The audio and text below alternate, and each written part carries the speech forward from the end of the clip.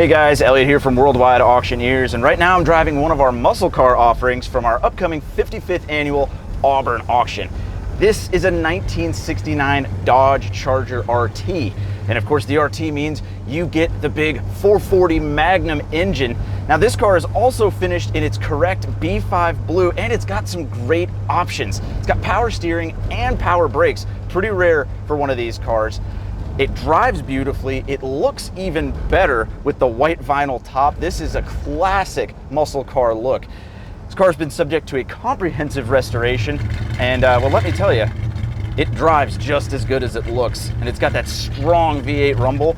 This is what muscle cars are all about. And of course, you can see this car and over 300 other cars, many of which at no reserve, at our upcoming Auburn auction this Labor Day weekend right here in Auburn, Indiana. If you can't make it out to see cool cars like this, you can always bid on the phone or bid online, but trust me, to see this Charger and many cool cars, you're gonna wanna be here in Auburn, Indiana. We'll see you this Labor Day weekend.